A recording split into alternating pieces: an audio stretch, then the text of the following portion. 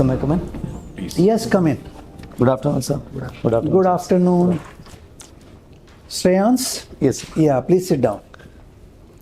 So how do you feel this afternoon? fine, sir. Very good? Yes, sir. Fantastic.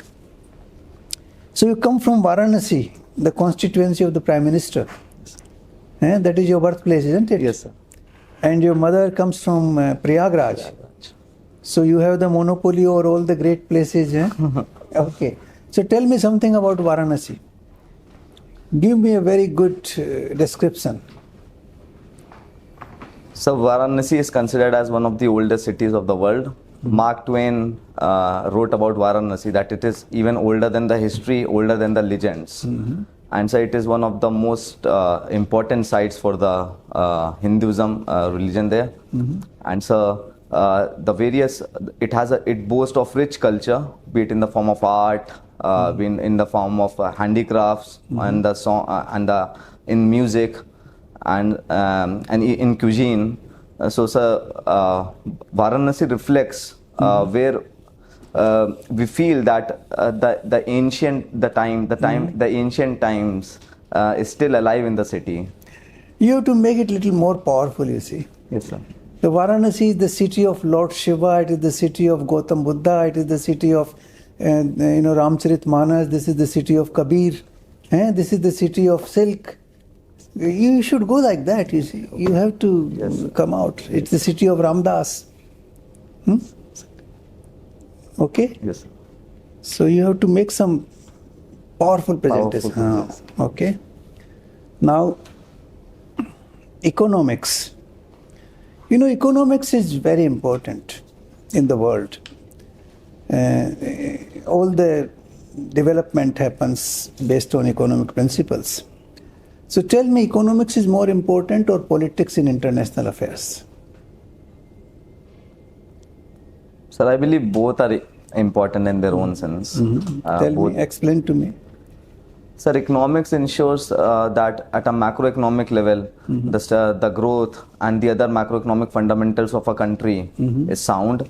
Because when the state of economic affairs of a country is good, then only its impact in the world and its impact in other forms can be seen.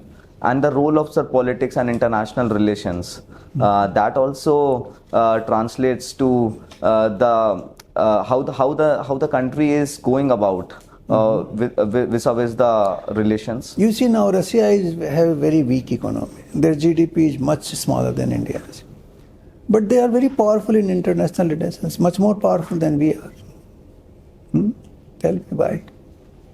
So it might be firstly from a historical perspective, because after the World War II, so the entire world was divided into two blocks, and one was led by the Soviet. So that's why history gives it a very upper hand. Secondly, sir, they still it's speculated that their nuclear arsenal and their military capabilities are still quite formidable in that sense. And so thirdly, sir, so you mean to say the military capabilities are more important than economics, isn't it? Sir, we are also seeing that due to the decline of Russian economy, we are seeing that somehow there is a perception that due to the weakening of the economy, it is losing out its stature due to the decline in economy. Okay. Do you understand what is Keynesian economics? Yes, sir. Tell me a little bit about that. Sir, Keynes gave his theory during the Great Depression of 1930s. So he propounded that government should go all out when it comes to spending, because during the time of depression there has to be active fiscal stimulus type of thing, which was also seen during the pandemic time when we resorted to counter-cyclical fiscal policy. So he advocated that more government spending should revive the demand, and that will improve the economy. So then why people talk about fiscal deficit is very high and should be brought it down? Why should they say? Sir, fiscal deficit, what Keynes gave, that was a time of crisis. It was a time of Great Depression. So during such unprecedented times, we need that type of fiscal stimulus. But sir, during normal times, sir, fiscal deficit has to be kept in mind, because sir, it creates interest burden on the government. It limits the government spendings. Okay, my last question to you is, what is Sahaj Yoga? Sir, Sahaj Yoga, as the word Sahaj means, the Sahaj is something which is born with. Sah plus Sah plus Ja. Innate abilities. Yes, sir. Okay, That is, so tell it me. refers to the Kundalini energy, which is innate in every individual. And in Sahaj Yoga, sir, we have the spontaneous awakening of the Kundalini energy, which helps us to Who is the remain. head of Sahaj Yoga? So it was the founder of Sahaj Yoga is Dr. Nirmala Srivastava, also fondly known as Shri Mataji. Okay, thank you. Thank you, sir. Shreyansh, you live in Varanasi? So I live in Lucknow, sir. You've seen Varanasi? So I've seen Varanasi, but I've stayed there for hardly a year when I was born. Okay. I think last 10 days our Honorable Prime Minister had gone there to Varanasi. For what purpose? So it was Guru Ravidas Jayanti, and he inaugurated various projects there. Another very important project he inaugurated. Something dealing with clean fuel. So it's a hydrogen-powered ferry which he has inaugurated. Where it is, where it was constructed? Sir, in Kochi. Kochi yard. Yes. Acha, okay. What is the capacity of that? No idea. Expressways. In the last 10 years, lot of expressways have come and some are under construction. Tell me which are under construction. Sir, Ganga Expressway. Expressway is only, I think, something? No? Ganga Expressway is from where? Agra to Lucknow? No, sir, that is the Agra to Lucknow Expressway is not the Ganga Expressway, sir. It's so the name I'm forgetting. Yamuna. Yamuna Expressway is from Agra to Delhi. That is Yamuna. Yes. So that other one is Ganga? No? I don't think so. Acha, okay. Then Yes, sir. And so the one you are referring to, Ganga, from where to where? I'm forgetting the details of it, sir. I will look Maybe he's about it. talking about Uttaranchal Express. Then tell me one or two. So I've known about which has been recently constructed. The Bundelkhand Expressway was recently. Functioning now? Yes, sir. And sir, there is. So I will read about it. Acha, okay, okay. Gender equality. What do you understand from gender equality? Gender equality. Yes. So gender equality refers to that women have the same opportunities, be it in different fields, so that their true potential can be realized. In what all fields we don't have gender equality in India? Right, sir. So firstly, in the case of political field, when we see the representation of women at the national level, only 14% MPs are women. They may not be contesting. They may not be contesting elections. So that is also stemming from the fact that politics is considered as a field where money and muscle power is needed, and that is also stemming from that there's a patriarchal mindset which is also stemming their participation in the politics, because at the grassroots level, sir, we are seeing. So after these reservations are given to women, this money and muscle power will go? Sir, it won't go, but sir, it would be there is high possibility that it would be reduced. Okay. This is one. Then what else? So in the field of economics, because when we see the labor force participation in India, that is significantly less. It is, as per the ILO estimates, it was around 37%, and that is still less than the contemporary nation, and that is impacting. I thought in all agricultural fields and all you find maximum women doing the work. So that is referred to the feminization of agriculture, because we might see that due to the lack of economic opportunities, they have only agriculture as the source of livelihood. So that's why they are. Okay, so tell me, other than this, the one you told, do women have reservations anywhere in our country? So reservation in we are seeing which was recently passed Nari Shakti Adhiniyam at the national and the state level. Okay. We already have reservation at the third. Other than that, employment or any other sector? Sir, in education, sir, in the case of IITs, there have been supernumerary seats which have been created to promote the female education in STEM sector. Okay, thank you. Okay. Shreyansh.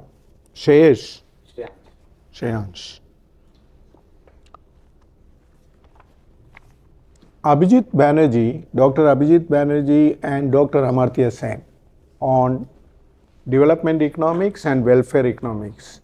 How are they differ in their views? Sir, Dr. Amartya Sen advocates for capability development approach. He advocates What is capability development approach? so it focuses on means like health, education, such so that an individual can not only participate in the overall development of the country, but his contribution would also be significant because he or she would be equipped enough. While Dr. Abhijit Banerjee focuses on randomized control trials (RCTs) to see whether some intervention is reaping dividends or not.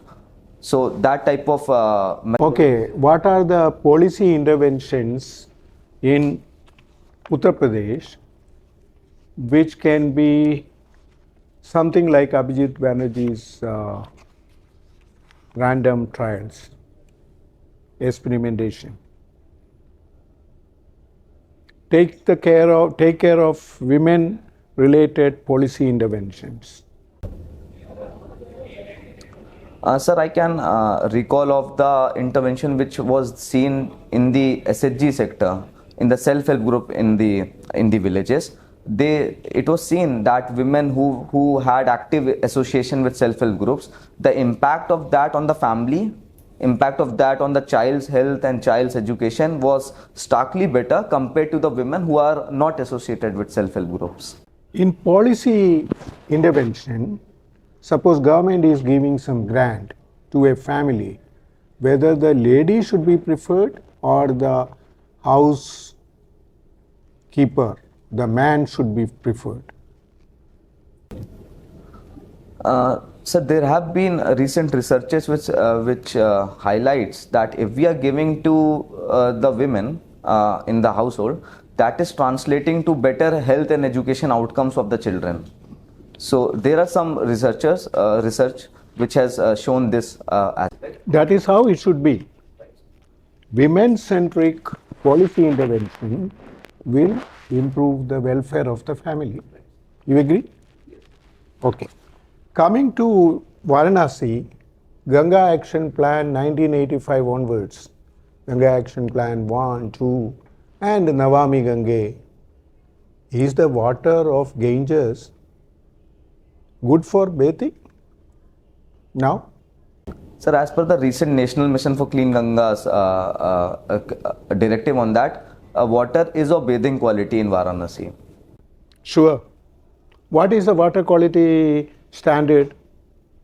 Sir, it refers to the biological oxygen demand, the dissolved oxygen in it, and the fecal chloroform level, which is Fecal chloroform, what level it is? so that is the worrisome thing. In the overall Ganga stretch which we see, 70% of the stretch has fecal chloroform, which is higher than what's acceptable level. So it is not bathable. Okay, anyway, forget about. Last question. Your choice is policing. What are the best policing practices which UP can learn from different states of India? So first would be community policing of Bastar police, which I have read about. That it ensures that is From where? Which state? Bastar. yes, sir, Bastar from Chhattisgarh, sir. Okay. And similar initiative is also in Kerala also, the Friends of Police. Kerala is also there. Right, sir. Secondly, sir, the modernization which I've read, which has happened in state of Maharashtra, that can also be seen. They are using better technologies. Okay, last question. To increase the conviction rate, the rate of conviction, how police investigation can be further modernized? So firstly, I believe that impetus needs to be given on forensics. to ensure that there is the evidence. We ensure that there is evidence-based process, and we lack the forensic labs in UP. What used to happen that we used to send reports to Gujarat because they had a lab there, and just some weeks before, it has announced that they are building a similar type of thing Forensic laboratories. in Uttar Pradesh. Secondly, sir, to improve the conviction rate, sir, I believe, sir, better recording of all the things in hand can be there. For example, say if we use body-worn cameras, so it ensures that the events are captured, and which can lead to greater conviction. And thirdly, sir, the greater impetus to the role of public prosecutors also needs to be taken. They need to be pursued to ensure that the cases are not pending for long. And how FIR is written, that is also important. Sir. Okay. So Shreyansh, you talked that Varanasi is an ancient revered city, you know. So what is so special about Varanasi that it is revered? Sir, the ghats of Varanasi and the Kashi Vishwanath temple, so that the religious importance of it is The religious importance of Varanasi predates ghats or the temple. sir. Okay, read about it properly, or otherwise we'll tell you. You did your BA from IT Kanpur. BS, BS, Bachelor of Science. Bachelor of Science, BS from IT Kanpur. Okay. And that is in economics. Okay. So tell me that one of the most important industries of Kanpur has been the leather industry, which is the top 10 export earner for India as well, and a huge employment provider. But that has been in decline. Okay. So what are the key challenges for leather industry in Kanpur? The reason for its decline. Key challenges. So, firstly, the environmental rules and regulations, because it is considered to. Leave that aside. Uh, A rule or regulation cannot be a challenge. Okay. You should correct yourself. Yes. Go ahead. Sir, the laborers who are employed there, compared to the skilling of the laborers needs to be at par with the other parts. Apart from that, Other sir, parts, yes. sir, it's leather is also coming up in West Bengal also. They are moving from. So, okay. So West Bengal laborers are highly skilled, better skilled than Kanpur laborers. So, sir, that would be far-fetched. Okay. Yes, sir. And Go ahead. so we have also seen that the strikes which happens, that is also. Strike happens more in West Bengal or Kanpur? Sir, that one of the reason behind the decline was also the greater incidence of the strikes due to the trade unions and other factors. During 60s, 70s, so we witnessed that thing. 60s, 70s. What is happening today? That's 60 years ago. Sir, today, sir, the industry is moving out due to there was also a policy by the UP government which said that you can operate the factory during certain times of the year, during certain days of the. But along only certain industries, no, which are like directly pumping effluents in Ganges, no? Yes, sir. Not others. There are many other places in Kanpur. Yes. Okay, Kanpur. When I am saying Kanpur, it's Kanpur district. Yes. Kanpur, Unnao, all these places.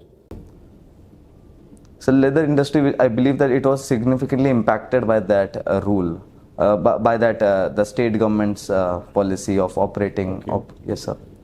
So state government is oblivious, no? They are anti-people, anti-industry. No, sir. They have to balance the concerns of the other citizens also, because the environmental aspect. Okay, so what is the government doing about it? State government or central government? So state government for the leather industry. Sir? We are leather. Leather is an important, you know, leather and automobile. There are two important industries of Kanpur. Right, sir. So under one district, one product, sir. They are promoting leather products. And you are saying that they have been So, They but are being shut down. they have to be done in a sustainable manner also, Okay, because go earlier ahead. this sustainability was not that priority. Now it is becoming. So, what is the government doing to bring about sustainability? Sir, I've read about that they are trying to bring better technology so that the pollution which was earlier happening that might be limited, and the exact nuances I'm not aware what the technology is which will limit the pollution aspect of it, and It is very much related to your institute, IIT Kanpur. okay, so I will read about it, sir. Surely. Okay. Let's come to the basics of again economics. No, you said that Russia, the economic of Russia is weak, but because it's military power, so it's strong. Okay. Now let's compare South Africa with that of India. Oh, economies of South Africa vis-a-vis India. So, which in your opinion as an economist is a better economy, South Africa or India? Per capita income in South Africa is around 6,500 US dollars. India it is per capita income 2,600 roughly about. Okay. So, which is a better economy? Sir, only looking at the metrics of per capita income would not do justice. Yeah, I gave you that hint already. I believe, sir, India is in a better state. Why? Why you will rate it better? So we have strong macroeconomic fundamentals. Not only are we the fastest. I'm a layman. Don't tell me all these jargons, macroeconomic. Tell me very simple, fundamental thing. Sir, I would say, so firstly, strong growth, high growth which we are seeing, the 7+ growth rate for consecutive years. Secondly, fiscal consolidation path which we are following. Our fiscal deficit is gliding down and reaching to 5. Fiscal deficit in South Africa is much lesser than ours. Okay, sir. Thirdly, sir, the foreign exchanges. We are fourth in the world. When South African rand is better than Indian rupee. Tell me. so South African rank is. Better performing than Indian rupee. So I was referring to the foreign exchange Reserves. reserves, the forex Okay. reserves. In that, sir, India is fourth in the world, sir. And sir, we have checked the inflation is under the comfortable margin also. That is also there, and the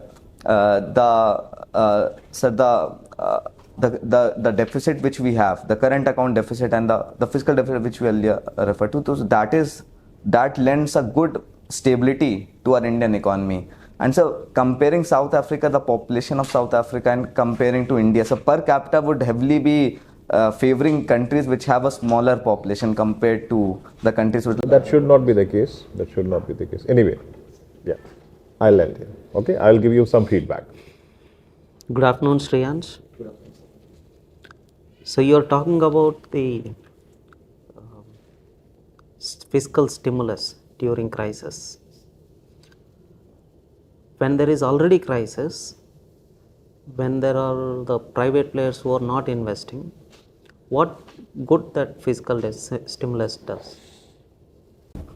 So fiscal stimulus helps in crowding enough investment in future, because during the times of crisis, private investment will be very reluctant to invest, because they are investing due to the considerations of the profit and the macroeconomic climate. In that role, sir, in that situation, government has to step in. Government's expenditure will help to crowd in the investment in future, and government will also push up the demand also. When the private players who are working for generations in the business, when they are not finding opportunities, how will a government bureaucrat find the opportunities for and invest in a productive way? So there are many sectors in which government has that responsibility and government has that capacity to invest. For example, the various infrastructure projects which we are seeing in the last 4 to 5 years which are happening. So in that, sir, that creates an positive externality also, and that stimulates the economy, and which will later translate into more private investment. Okay. So are you tracking, did you study about this year budget? interim budget. Yes, sir. So I found one of the most important thing that is concerning India in the budget. That can be a very big trouble. Did you identify any such? In this interim budgets, Not only in this interim budget, it's been the case in the last 2-3 years. so it might be the interest payments which we are giving. Yes. So is it sustainable?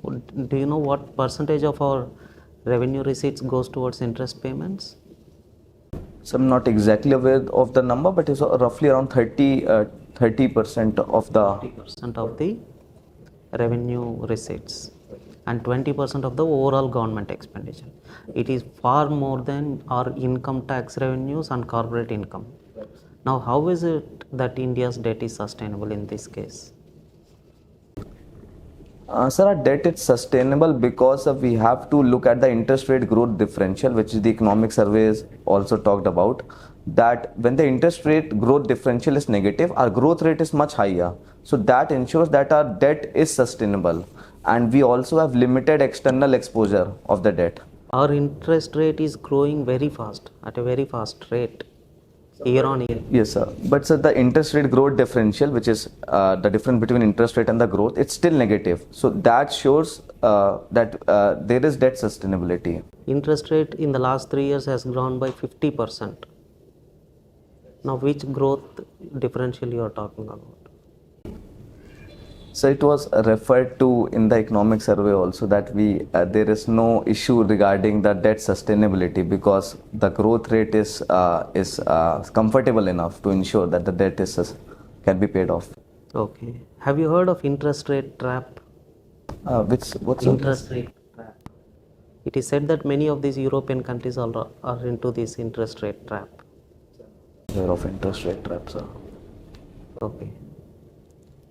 So one last question. We are looking for more and more internationalization of rupee. So do you see in the near future the dollar dominance in the global markets coming down? So we are witnessing that the transactions which are happening in the world, the share of dollars has declined compared to the past, but still it still holds a lion share in it. After the Russia-Ukraine war, we witnessed that we were transacting with Russia with the account of the Vostro and Nostro accounts. And we are also witnessing that increased usage of the Chinese currency in the world trade affairs. So it is showing that we are moving gradually from dollars, but still, sir, it's a long way to go when we talk about de-dollarization, because dollar still holds the prominence in world. Okay, thank you. You will do very well, don't worry. Okay.